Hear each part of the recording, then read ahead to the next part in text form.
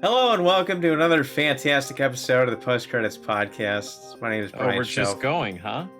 That's the thing, right? We just kind of roll into this. I guess so. Is not that the stuff? Right. Is not that the stuff? There's a sentence if I ever heard one. Right. That is the movie we are talking about today, is The Stuff. Oh boy. I thought we would have a lot of fun talking about this movie. Have you seen this before? Anyways, yeah, I've seen it a couple times. So this is like the third time, but this is the first time that I watched like the Joe Bob Briggs version. Okay. So, well, let's put a pin in that and let's just give just a brief introduction, since we are doing video episodes for the first time in 2 years. Yeah, for just 2 years. People, yep, brand new tuning in. Yeah. What are we doing in a tweet, Matt? Sum this up real quick. Well, we talk about movies. We are not a place that gives good critiques or reviews about movies, if that makes any sense. But we talk about them. So sometimes it's like we're talking about a movie that we really appreciate and we love it, or there's other times where it's like we are just a bunch of savages to a movie that does not deserve to exist, but it does. Yeah. So, and there's a lot of laughs along the way. I think each one of us brings a unique insight to what we're watching, or buffoonery. Probably a healthy combination of both. I'm a filmmaker. You're a graphic designer. Mm-hmm. Nobody really knows what they're talking about, but we try somehow to pull it together. We try to be as professional as we can, I guess. Yeah. We don't like Rob Zombie. We don't really like Eli Roth or Zack Snyder. So you got a quick little tip of the iceberg. Little helicopter view. Yeah. And there are episodes on both, which you can go back through the audio log, which we should probably put in the video description there of the podcast. And so 2 years in, we're like, hey, maybe we should try this YouTube thing. maybe we do this. What's this YouTube thing all about? So better late than never. Right. So that's the Post Credits Podcast in a nutshell. And today we're talking about a movie called The Stuff. Yes. From 1980, whatever the hell. Five. I had to do some research just to make sure my criticism of a certain scene was in line with what I thought. But we'll get to that towards wherever that takes place. Because the first hour is boring as fuck. It's awful. And then the last hour, there's so much shit going on. It's hard. I had so many questions in the last hour. So, but that first one is just kind of boring. So there's a whole lot of nothing going on. It's like a weird movie. You see the poster for it, and I remember seeing this in the video store back in the day and thinking like, oh, it's like a knockoff of The Blob or something. Right. And it is, though. It is a knockoff of The Blob. Yeah, but then you have But it's also a knockoff of the Body Snatchers. Well, right, yeah, you've had this like marble mouth James Bond poor man's character come in. Right. So it's like James Bond versus The Blob, but it's like I don't know, Texan or whatever he's supposed to be, con man who's like good at grifting companies or Mo. You know why they call me that? When he gets money. Yeah. Because he always wants Mo. Yeah. We need Mo explanation for what that character's actually like. He just kind of like walks on the scene and commands the room. And I'm still just like, why does everybody respect you? Like, you got a sweaty hand and you got a sweaty hand. He's just like, he's a barometer of like what a sweaty hand is. What constitutes a sweaty hand? Someone shook my hand and then was like talking about how much sweat is on my hand. I'm like, why? What a weirdo, get out of here. You absolutely insane person. I have nothing I can say to you right now, except get off my fucking boat. Yeah. Meanwhile, he would be like, where's my check for $10,000? Yeah. Yes. So he was like, I don't know, a part of the FBI or a part of the CIA, and then they fired him for something, and now he's being too sweaty. Well, other than like seeing how much sweat is on everyone's palm, he's an industrial saboteur. Yeah. Which I didn't even know was a thing, but I guess like logically that makes sense. Yeah, no, that was very much a thing in the zeitgeist of the 80s, is like stealing industrial secrets. And, you know, I mean, even now, like companies are very guarded. Like anytime you do a YouTube video on something, oh, no, we can't do that because that's a company secret. But that's why people are going to buy your shit. And it's like, you're telling me I can't, you know, tell people why what you're doing is better than the other thing. It's like, no, you like downplay that. So it just sounds like everything else that's out there. You know, it's a really frustrating situation to be in, as someone who's been sucked into a lot of those kind of corporate situations. But I digress.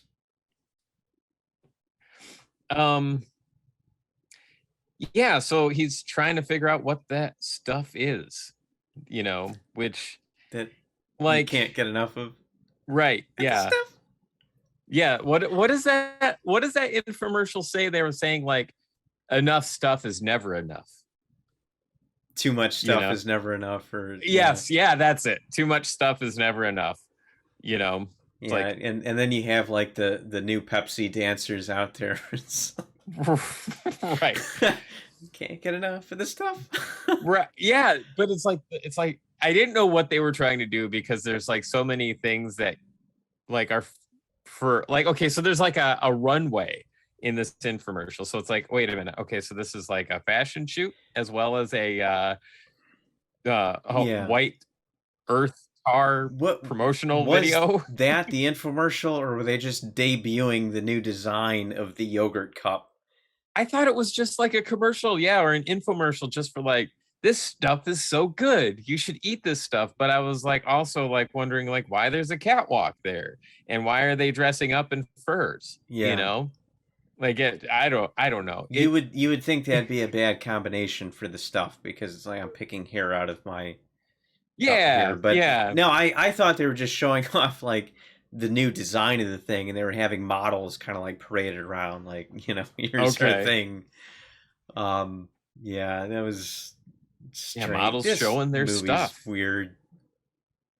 Showing their stuff for the stuff. Yeah. So then just to set it up, there's Mo who's trying to figure out like what the hell's going on with the stuff, right? And then there's a reporter that now my memory of how they meet up is a little fuzzy. I just remember suddenly they're talking about like something weird's going on while they're walking down the street of like New York City, you know? Mm-hmm. And they're like, yeah, I'm a reporter who's investigating this stuff, you know, this stuff over here. And then there's the kid who his family is like, I understand the stuff being like the Blob. That's fine. But then they get like the whole weird body snatcher thing, because then it goes to the kid and his parents and older brother are eating the stuff. And then they kind of get brainwashed by the stuff. And they're like, hey, son, we noticed you're not eating this stuff. Eat more of this stuff. Yeah. You know, you got to eat this stuff or you're grounded. Yeah, because he saw it moving in the fridge and he's like, Dunzo, I'm out. Right. And then there's right. Peace. Yeah. Can't do it. So and then they turn on him. So like the video description I saw when I fired this up was like an alien substance. Did aliens come into it at some point? Because I don't think so. I just keep thinking that this is some sort of like La Brea tar pit, but like evil white tar. Yeah, you know, like right in the beginning, the guy's like, "Hey, man, this stuff's coming out of the ground, and I was dumb enough to taste it. You taste it too. Like, that's good. Like, we're gonna sell this to people." You know what I've never tasted? Stuff that's coming out of the ground. It's never have I ever been like, hey, that looks good. I'll just put it right in my mouth. Hey, you know? Hey, no one's looking. Hey. Yeah. Like, dude. I don't know. I'm just like, I've known what stuff is, and I'm like, yeah, I'm just not going to put that in my mouth, because I know better. Like, nature can be a harmful place. True. Yeah. Don't want to give it more of an advantage to kill you. So it will do that. His history has proven. Right. So then, the kid sees the stuff move in the fridge. He's like, it's moving. And then like none of his parents believe him. Right. They're just like, you're an asshole. Get the hell out of our sight, kid. Yeah. Like, also one thing, I have so many questions where it's like, okay, so he goes down and sees the stuff, and then his dad's like, I thought you were a burglar. I'm just thinking, like, just because you hear someone walking around doesn't necessarily mean it's a burglar. It's only if you live alone. I would imagine that in your case, if you heard someone walking around in your house, right, then you knew it was a burglar. But like, yeah, or I would just be like, Rowan. Right. Nicolas Cage in The Wicker Man, where it's just like the window breaks. It's like, right. Is that my daughter I never knew I had? What? Right. Rowan? Yeah. Right. Totally unmotivated. I don't know. It's just, I don't buy that, like, he thinks like there's a burglar in the home, or just, the dad's just being an asshole. So that's the introduction to this kid. And then we get Chocolate Chip Charlie, which he's a radio DJ, and I still don't understand why he's called Chocolate Chip Charlie. Do you know why? Or is that just a nickname? Everyone seems to have to be cool in this movie. I think that's the thing. I think that's the stuff with the stuff, is like just kind of a shorthand for all the characters without actually developing them somehow. Right. You're Chocolate Chip Charlie. Well, yeah, that's Mo because of some very ill-defined reason, and that's because he always wants Mo. Oh my God. Okay, so those are our 4 characters, and they're all trying to figure out the stuff, But you know what they never ever figured out in this movie?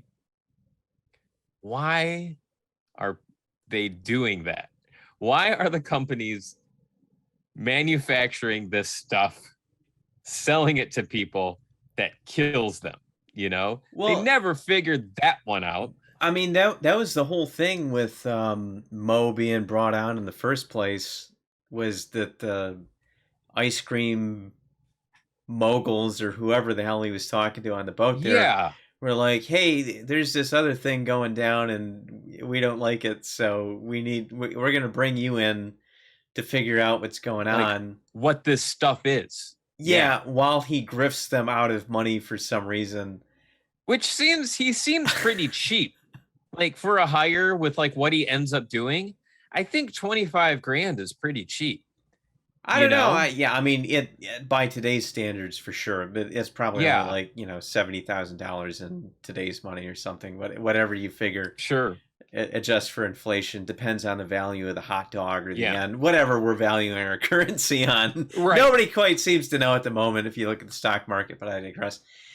Yeah, no, and he's just going along with it, sucker punching people, like infiltrating these organizations. Right.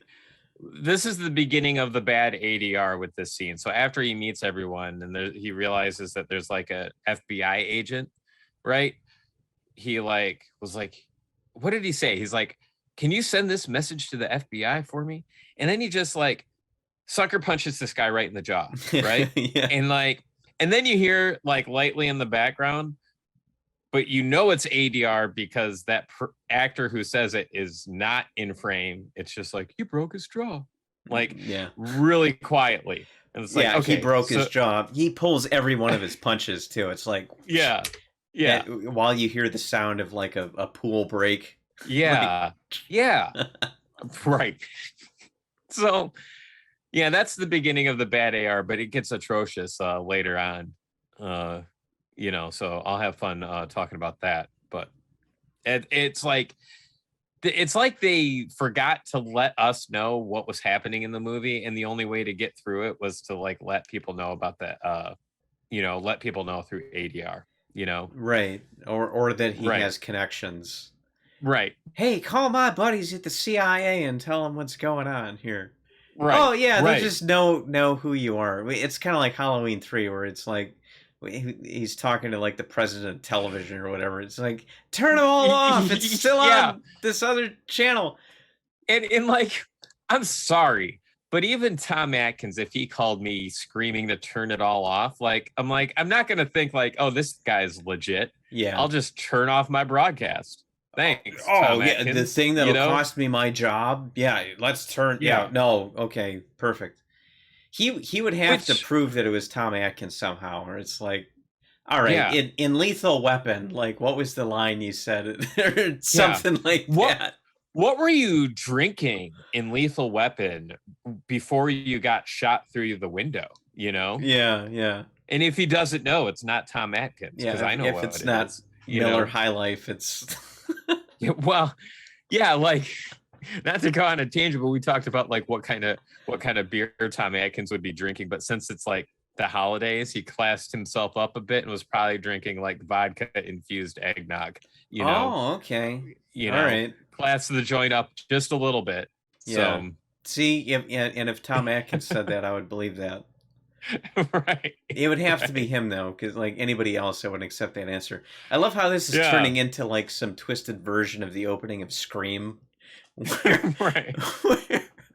But like, instead of the killer calling Drew Barrymore, it's Tom Atkins calling the TV station. Hold on. Yeah. Like, prove that you're Tom Atkins here. Like, hang on a minute. Right. Turn it off. Turn it off. Which, again, that same thing kind of happens at the end of this movie. Mm-hmm. And it's just kind of like, I have problems with that. But I kind of want to go, we go off on tangents. That's another thing we do quite a bit. And sometimes we go in the movie out of order. But I would like to go through this movie at beat by beat. So I want to talk about the end last. But because it's just unbelievable. Mm-hmm. It doesn't, whatever. So when does it start being unbelievable? Because like it never does, right from the beginning. It's just kind of like, okay. It never gets there. No, it doesn't. Okay, because even when it's like you're trying to piece it together in your head, there's also like real weird random shit that keeps happening on screen where you're like, well, what the hell's that? So the introduction of Chocolate Chip Charlie, who's a radio DJ, right? Mind you, he goes and attacks Mo on the street after Mo was investigating something, and like jumps over a car onto Mo, tries to hit him, but like bashes his hand into the concrete instead. And then like, Mo gets on top of him. Right. And then they're like, oh, we're cool now. I would have a major problem if like some stranger jumped me and then was like, oh, I'm sorry. Like, I should have just asked if we were on the same team instead of trying to murder you first, Maybe. Yeah. I think I would have a hard time getting over that. But Mo doesn't have a problem. No, he's just like, right oh, there. Cool. I'm on board. And I also realized, because this movie kind of made me think about Lethal Weapon. I don't know why. At the same time, I make weird correlations to movies. And then I realized in this fight, like I noticed that like Mo has cowboy boots on. The whole time, like he's sleeping in bed and with his boots on. Yeah. And then, but it made me, because of the cowboy boots, it made me think of Lethal Weapon, because that's what Mel Gibson wore in all of those. Like the first two, it was just cowboy boots, right? What year was that? I think it was like 82. But it made me think, like, were shoes not a thing in the 80s? Was it just like cowboy boots and high tops? Like, it seems like those were the only like pieces of footwear you could buy, was like cowboy boots or Reebok high tops. That was it for guys. Yeah. Ladies, I don't know what you wore. Like I was just probably some sort of like high heel. Well, that was barefoot in the kitchen. I don't know. Maybe something terrible. God, let's not even go there. Oh my God. All right. So yeah, I just thought of that. Like, I think it was only cowboy boots, because and like, how are they fucking comfortable? like, how are cowboy boots even comfortable? I had them as a kid, and I was like, oh yeah, were they that uncomfortable? Yeah, yeah, no, I was never cool enough to have a pair of those. I just remember seeing like Zombieland, Woody Harrelson's like, help me with the boots. Who's gonna take off the boots? Everyone's the problem is that there's the sole is super hard, right? And then there's like no ankle support, right? Because the boot itself is rigid all the way up. So it's like a recipe for like breaking your knees really easily by like jumping out of a building, like, or like 10 feet down or something, you know, like when they were getting off a horse, like yeah. Oh, I don't even know how they did that. I think these are like, I think in the 80s, these types of cowboy boots were like fashion cowboy boots. I think real cowboy boots are like something different, you know, not this like, I got my cowboy boots out of, you know, rattlesnake skin, you know, I don't think it's like that. So anyways, but Nikkei, is that some sort of Indian writing? That's probably like more along the lines of what they wanted, is like something that was actually comfortable. Yeah. Oh man. So yeah, cowboy boots galore. Yeah, so after they attack, they're just like, yeah, we're all on the same team. And then somehow he finds out that Mo's like just a kid, like, happens all the time. Well, I grifted someone out of $10,000 the other day. They attacked me. It's no problem. I know I'm a piece of shit. I get attacked all the time. This is just the third time today that I've been attacked by someone I don't even know. You know, at least it happened after I was done eating lunch. Right. They didn't interrupt me at the restaurant, so we're all good. Oh my god. It's insane. And then there's, so we keep skipping around, but then there's the kid gets so upset with his family because it's like Invasion of the Body Snatchers time, and they're trying to get him to conform. That he goes to a supermarket and does a rampage. He destroys like every single stuff canister in that place. You know, no one can stop this kid. I mean, like, forget the stuff. I think this kid's on cocaine, you know, so because, or amphetamine or something. He's just going nuts. So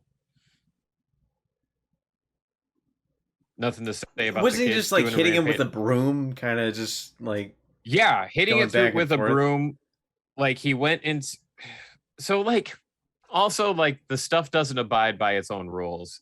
Is they say that it never has to be refrigerated, but then they have it right next to the yogurt, which is in the refrigerated section. Right. But then it's like all over the place. It's like down all the aisles.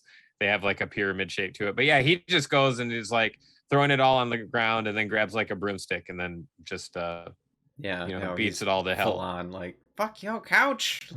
Right. Which I feel like this would have been the best opportunity to reveal that it's actually the Blob, when all the stuff canisters like congealed together in some sort of like Terminator 2 fashion, and then just started eating everyone in the supermarket. Oh, I think that cool. Yeah.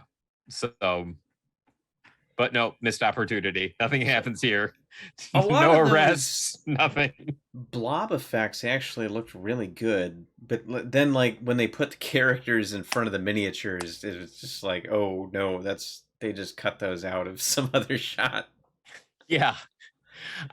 There's some composites in some of these shots, right? Like, because it's like 2 or 3 at a time.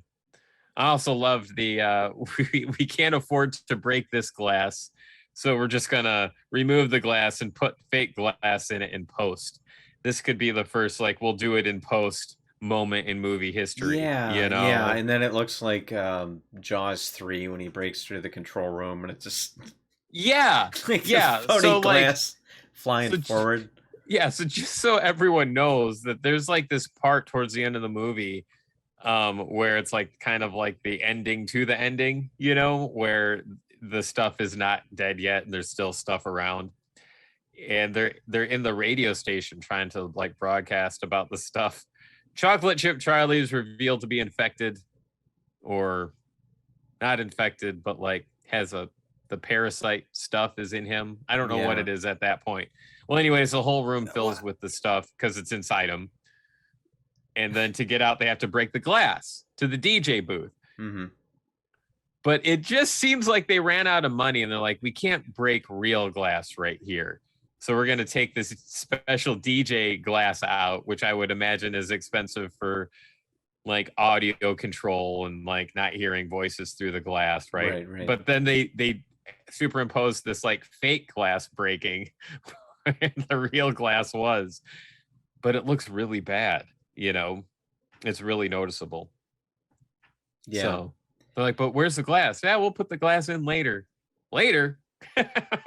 So we get fake glass breaking. And you can tell they're not hitting anything. They're just like hitting air with their rifle, you know? But they're just like break it out. Yeah. Yeah. You know what I thought was hilarious was we'll circle back to chocolate chip Charlie in a minute. Every time the military came out, like they always have this like yeah, why like it's a team taking the basketball court, like yeah, you know, it's the opposing team taking the court every time they come out somewhere, right? And I'm just like every time, and like, is that what the army does? Hey guys, we're going to McDonald's. Yeah, let's get that. You know, whatever the fuck you get at McDonald's. We're gonna go kick the stuff. Right. Every time. Also, I just like, how did they get the talent that they got in this movie? Because you got Paul Sorvino here as this like colonel, and he was like the guy, the main boss guy in like Goodfellas, which is a great movie, you know. Mm-hmm. And I'm just like, but I guess he's like a classically trained opera singer. Like went to like a very like elite school in New York City. The reason why he became an actor was because something happened to his vocal cords while he was like doing opera, and he just could not sing it anymore. Oh no! Like it like scratched up his singing abilities. So it's like he's a super talented dude, and like Michael Moriarty, I mean, he went on to be in like Law and Order however many years ago for like the first 4 or 5 seasons, you know?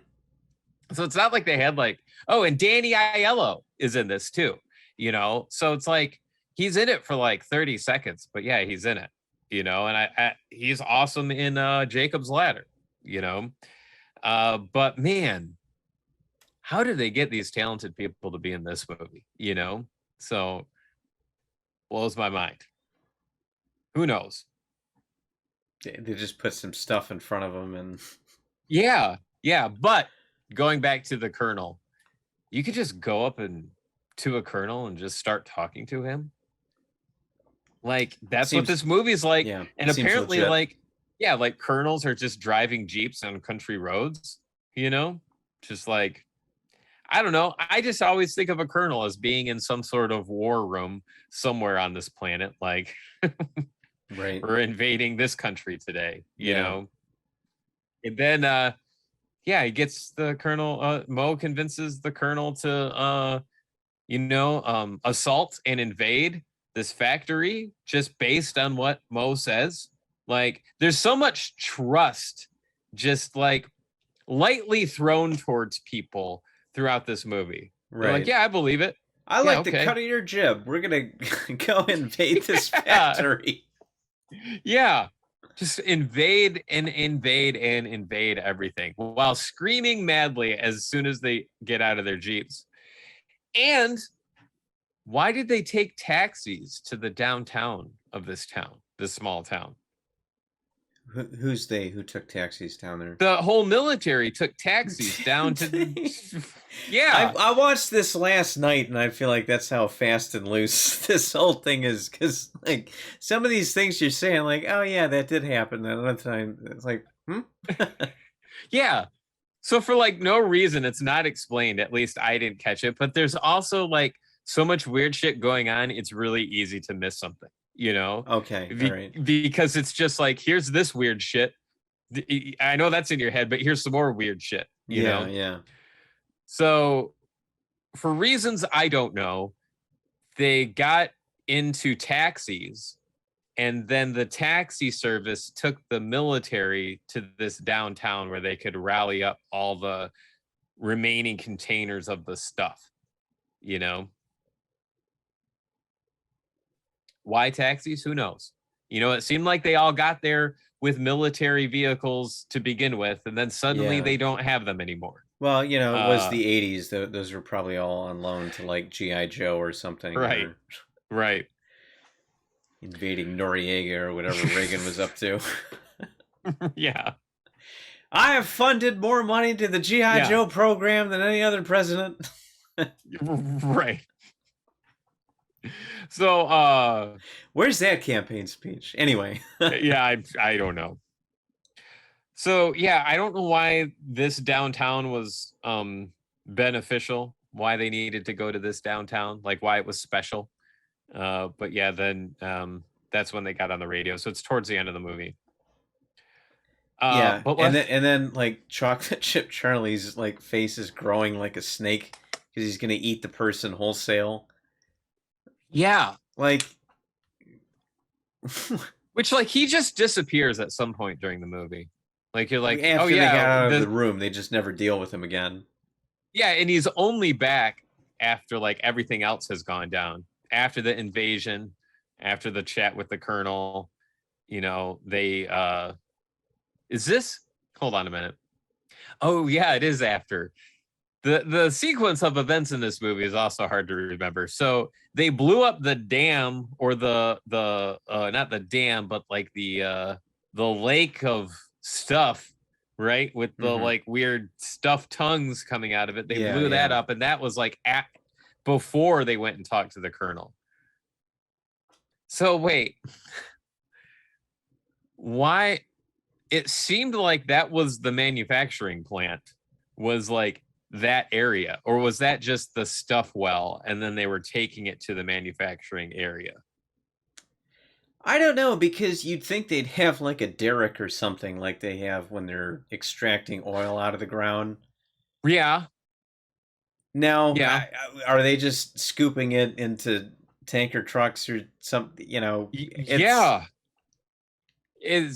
but they blow it up. That gets blown up. Right. Like they're just like, well, that's the end of the stuff, you know? Yeah. But it's like they blew it all up, but they still don't know why they're doing that. Like, why are they never get this to the other distribution factory? Yeah, like why are these evil corporations doing this if it's just killing the people that eat it, right? Well, that's the great question that haunts the Resident Evil series, right? Because it's like, the Umbrella Corporation makes everything, and yet you're creating these bioweapons that destroy all of humanity, aka the consumer who's buying your products. So how is this making you money? Like, we're just gonna make something that kills the people who survives the people we kill. I don't know. It's a whole weird, and that's so. It's the same problem that like the Umbrella Corporation has. Yes. Yeah. Let's talk about the thing where I'm like, way to rip that off, you know, which was the, you know, Nightmare on Elm Street knockoff, but this time with stuff instead of Tina, you know. So like, you know, in Nightmare on Elm Street, they have like Tina's death where it's like she's on the wall and then on the ceiling, and it's this awesome sequence, you know. Well, apparently, like with the Joe Bob Briggs information in between, like some like the movie when he like it when that gets paused, he said that the people, Larry Cohen, actually got access to the thing that they built to do that effect for Nightmare on Elm Street. Oh yeah, okay. So the it was like room. it was shot in the same exact room, you know. So I was like, well, I mean, I guess that's kind of cool, but it's still a ripoff and not done as well. You know, it's a worse version of the same effect. Yeah. Well, yeah, because it's not the ceiling; it's like just on the wall in front of them. Yeah, yeah. Well, and then they didn't tie anything down either, so it's like you buy the effect in Nightmare on Elm Street because it's like the lamps and stuff don't tumble off the nightstands. The gravity's not pulling the sheet sideways. Yeah, which was what happens in the stuff. Like the sheet gets pulled because of gravity, but it's like, oh, well, the sheet's not alive, but it's clearly getting sucked towards the center of gravity. Right. So you know what else they used that same room for? It was Breakin' 2 Electric Boogaloo. And the guys, they did like a whole Fred Astaire thing with the guys dancing on the ceiling. Oh, that's cool. No, that's Never new seen line it. for you. Okay. Okay. This movie also made me because during this scene it made me think of something, and it was they catch the blob on fire, so it's moving around, like that's the intention, is like the stuff is like moving across the walls and stuff, but it's on fire, and then it made me think like, man, what if like because in like the 1980s remake of the Blob, which I like really like a lot, but that blob is terrifying because of how it eats people and like how it attacks and all that stuff. And I'm just thinking like, man, imagine the Blob from the 1980s on fire. How terrifying that would be. Because not only are you running away with people inside of it still. Yeah. Like that's terrifying to me. Oh my God. Yeah, I'm like, they should have done that. Why is it that like anything on fire is instantly more terrifying? I don't know. Is that one of your fears? Well, I mean, not one of my fears. I'm compiling a list. Let me just write it down. I've gotten into accidents with fire. It's not fun, but like, it's not like it's not one of my fears. But anytime I see like a villain, like a creature on fire still trying to attack people in like a movie, it's instantly more terrifying, and I don't know why. You can't push them off without hurting yourself or burning yourself. Right. And then it's like, I watched the first Terminator the other day again, and it's like, man, right at the end where it's like his true form is revealed, right? You see like the full skeleton. I was just thinking, like, imagine it walking through the factory still on fire. And as intimidating as it already is, you're just like, I need to get away from this murder machine, but it being on fire would be like, this is a nightmare. Well, and it's metal, so it's going to remain hot for a minute or two. Yeah. After it comes out of the microwave. Absolutely terrifying. Put something on fire, it's like 10 times more scary. So, all right. But should have done it in the Blob. It would have been in like an awesome sequence. Definitely like would have ratcheted up the tension of like, yeah, get the hell out of here. I don't know. Yeah. So. Well, I mean, just the whole concept of being digested alive is... doesn't sound appealing. I think that might be the worst way to go. Being eaten alive. Are we going to have a round of this again? Sure. Yeah. The worst way to go might be like getting eaten by the Blob, because it's like you're now the everlasting gobstopper. You really are. And that acid just is going to take forever to burn off every layer of skin before you actually perish, Did you watch Book of Boba Fett yet? No. Well, no, I did. I'm on episode 3. Okay. I said no because I thought you were going to ask if I finished it. Yeah, right. So, like, that first scene there, like, he's in the belly of the Sarlacc. They play it up for laughs in Return of the Jedi, and it's like, no, this is what it would actually be like to be in the folds of something's stomach. That haunted me for days. Like, I was not prepared for that. And no, I wasn't either. I don't know, like they did a great job with just making that crazy and weird and gross and off-putting, but that's why I bring that up though, is just like, oh my God, that was terrible. Imagine how hot it would be in there too. Like, well, and you're breathing all your own air and just, oh my God, just everything. And the smell of digestion is probably awful. Right, yeah. I don't want to think about it, it would be pretty disgusting. Well, and it was smart too how they like had him like, I don't know, jack into a stormtrooper helmet to like breathe some other air. Yeah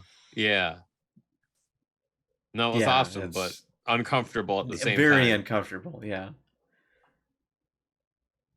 So there's a part in this movie where Mo is invading the stuff reservoir.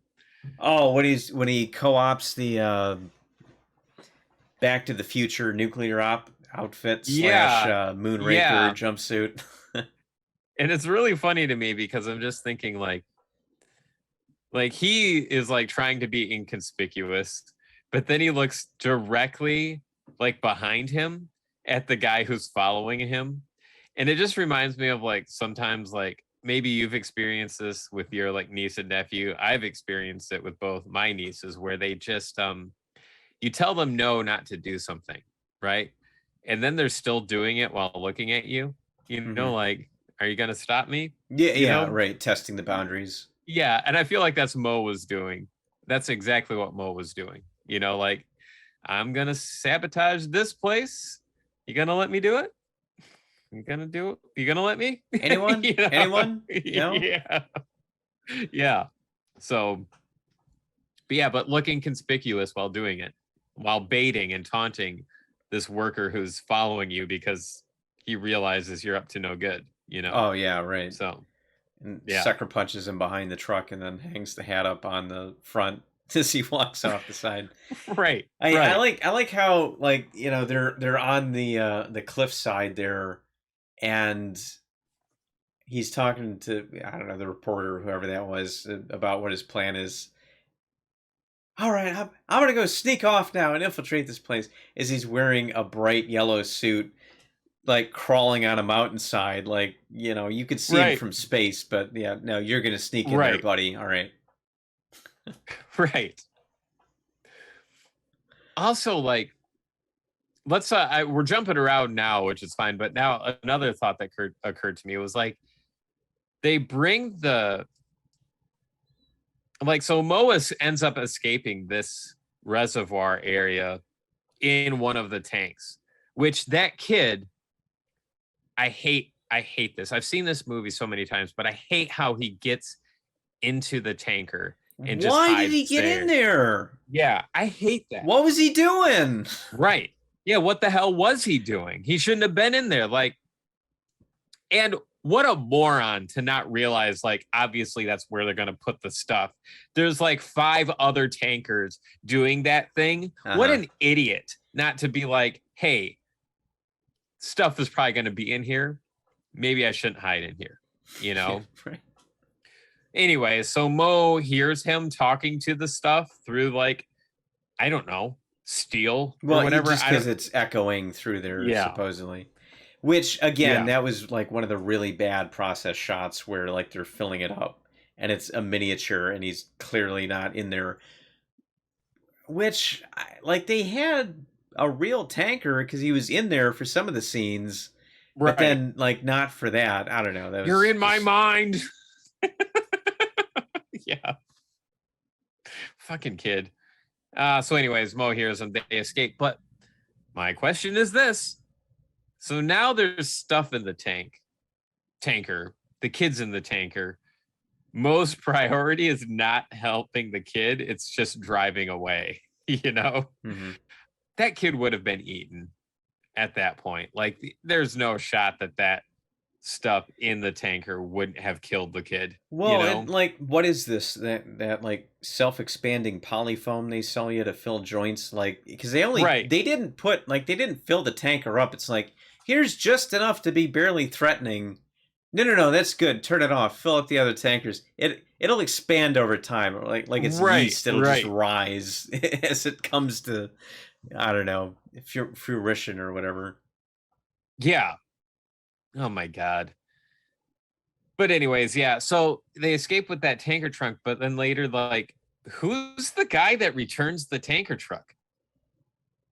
Like, there's just a dude that's like, hey, I found your tanker truck on the interstate, like so many miles away, and I thought I'd be a good Samaritan and return it. And he's like, but I'm only going to return it if you give me thousands of dollars, you know? That tracks. And then, and then the army invades. A better grift than that's Mo when the army invades. Yeah. Yeah. But then, yeah, there's just that invasion. So we don't know who this stranger is, why he's the guy who decides to return the tanker, and then why the army is also like, hey, that's the tanker from the manufacturing plant. We'll follow that and use the tanker as cover for our hostile takeover of the stuff manufacturing plant. Yeah. You know? But it's all for nothing, because by the time they get to the people that was like pulling the stuff and manufacturing the stuff, they all committed suicide. Or did they? Maybe the stuff just killed them. But they were all dead. And it's over, and that's our movie. Pretty much. Well, yeah, and then it's like, well, that was the first invasion, and then there's like another invasion because they come back, and that's when like the stuff just starts exploding. Like it destroys all like the what are those called? Those storage containers, silos. Yeah, silos. There's stuff silos, and it just which like are really blows flammable, by the way. Yeah, I've seen one collapse, like not in real life, but like on like Reddit, and then like all the corn, because it was like holding dried corn or something, and then like all the corn dust caught on fire, and it was just this like fireball of corn, and I didn't even know like that was possible. I was like, Jesus, it's just like you deal with a damaged corn silo, and suddenly there's a corn explosion. Okay, that's terrifying. So yeah, but then I don't really remember like what the second invasion was about, but there was two of them. But then like they go, that's like when we meet back up with Chocolate Chip Charlie, and unfortunately there's kind of some racism right in there, right at the end. I was shocked to see that coming out of Paul Sorvino's mouth, so that's a bummer. But this is the part where I didn't quite understand. Like, this is the Tom Atkins Halloween 3 turn it all off scenario. So they're like on the radios, and she's like, or on television or whatever, and she's like, I'm reading from a teleprompter because I'm bad at my job. And they are telling everyone to like burn their stuff to get rid of it. So that's what everyone's doing. And I'm just like, I'm sorry, but if some like person that I don't know who they are just hijacks a broadcast system and was like, burn all this stuff, it's bad for you, I'm not gonna just give all that trust to them immediately. I'm like, oh, okay, maybe I should like know about this, but I don't know. I just seem like I wouldn't give them all that trust, Yeah, and you could easily like lose your job over it for burning the company's inventory of whatever. Right. Yeah, I don't know. I might need to see some proof. And like even in today's day and age of the internet, where it's like, well, here's the phone video that I took of all of this eating people. I'm gonna have to have that looked at by some experts to see if you think this or not. Like, yeah, let's kind of get down to the bottom of it. Yeah. No, we're just gonna take that at face value. Right. But this movie just drags on. There's so many like endings. This is like the Return of the King of like creature feature movies, because then the kid and Mo, they go and confront CEOs of said stuff, and which is now called The Taste, which they're doing it again, but like less stuff in it. They rebranded themselves. Yeah. But then the kid and Mo they torture these CEO people by forcing them to eat all the stuff containers, which should have killed them, but they're just holding them at gunpoint too. Yeah. How did he make it past security? Yeah. You said you had another friend here. He just pulls out a fucking pistol. It's like, yeah, this is my other friend. This thing that's gonna kill you unless you don't eat this stuff. Yeah. Okay, Mo. Whatever. But yeah. So then I don't know what happens to them. Like, are they like stuffified? Are they stuffed zombies? Did the stuff kill them? I don't know. Did they go on? Did they still make the taste? What does We it don't prove? know. Like, right. We don't know. They're evil CEOs that were tortured to death, possibly, or tortured into mind control, or tortured into addiction, to the stuff. any way you slice it. It's not nice. It's not pretty. Our hero, ladies and gentlemen. Like, which, mind you, they didn't really do anything wrong, just to play devil's advocate, because it was like approved by the FDA, so I'm being facetious, but right, and because a lot of harmful stuff has been approved by maybe that's FDA. the joke there, right? Where it's like, oh, because I remember them saying that oh, this is approved by the FDA. Oh, that was quick. Wasn't this just discovered in a hole in the ground yesterday? Yeah. But I don't know. Maybe that was the joke or the commentary back then. But nowadays, the FDA really is like a 500-pound gorilla, and like you do not want them coming out against something that you're trying to put out there. I do know that. Right. Wait, do you remember those chips that were around in like the mid 90s that it was like some sort of like healthy oil that they used to like fry the chips in? And it was called like Wow potato chips, and you could like you don't remember this? This is wild. This is one of those times where it's like, whoa, man, where was the government regulation on that? So it's like this fake oil that was supposed to be more nutritious, right? So it was like you could like brand your Doritos potato or chips as like Wow Doritos because it used this new method of cooking. But one of the warnings that they had to put on it after it came out was can create anal leakage. Wow. Yeah. So you're literally putting this thing on the shelves that's making people like shit themselves. And that's supposed to be a healthy alternative to just, maybe you just shouldn't eat a bag in one sitting. Like maybe that's the case. So yeah. No, but Wow chips were subsequently removed from the market after numerous consumer reports. So wow. May result in anal leakage. Not ironic. Just wow. Right. Yeah. Just I love the new way to say diarrhea. Like may result in anal leakage. May result in diarrhea. Okay. That's what that means. All right. I think we don't want to talk about it anymore. It's fascinating. It's a fascinating moment in marketing history. Yeah. Jeez. Yeah. So then that's the stuff. Yeah, that is the stuff. Well, I mean, they're now selling the stuff on the black market. It's gone underground. So you got people in New York alleyways just being like, I got this stuff.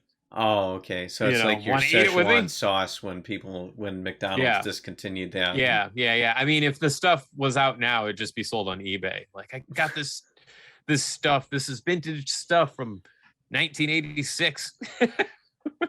Never been opened. Yeah. Original packaging. Dish me up there. I got the shakes. Need some stuff. Yeah. Oh my God. So the stuff. The snuff? The stuff. That's what they should have called it because it was killing people. Yeah, it was. I just don't understand the mindset. But I guess like Larry Cohen, it was supposed to be a parody or like a satire, kind of like RoboCop, about consumerism, but like on the side of like what the lengths that companies will go to sell a product. Yeah. Which I buy it. I don't know if it like a lot of people would take that away, but like it makes sense to me. But I'm also like the guy who like did marketing for a living for like 7 years, So I can read between the lines, but maybe for more like average people, they might not get those connections. But or just that people don't know. I don't want to say average. I have this problem of sounding super condescending when I don't mean to be. Got to work on that. Wrong words, wrong time. Okay. Well, at least you're aware of it. Should we land this episode then? We can. Yeah, we can. I didn't talk about the ADR, but that was funny too. But we can land this plane. Well, because Mo is like, this thing's on my face. This thing's on my face. Oh, get it off. Leave us alone. Leave us alone. You don't see his face at all for like 30 seconds, and you just hear him yelling. Uh-huh. It's amazing. Underneath a Halloween mask of stuff. Yeah. Latex just kind of drooping like over something. The face hugger version of the stuff attacked Mo, So his whole face is covered in the stuff, and it's just, it's there's no way you'd be able to talk. But yeah, what is it? Glorious ADR in this one. Anyways, that's all I got. Yeah, we can wrap this up. We can land this plane and move on. All right. Where can people find the podcast? Well, you can find the audio version is released on your favorite podcast listening platform. That's how I put it, because we're literally on everything. Pretty much, yeah. And then as far as social media goes, give us a like and a follow on Instagram and on Facebook at Post Credits Podcast. We'll have the links down in the descriptions as well. That'll be easier.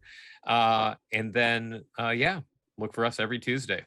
New content every week. We've been doing it for 2 years, and I know this video is new, but this is how we're going to do it. So you'll have this video option, if you so please, that's available on YouTube. Yeah, right here on this channel. YouTube's your thing. That's a new frontier we're going to conquer. So subscribe, hit that notification bell. Yeah.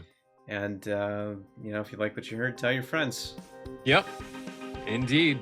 We'll be back. See you next Tuesday. Yep, next Tuesday. So weird for doing video.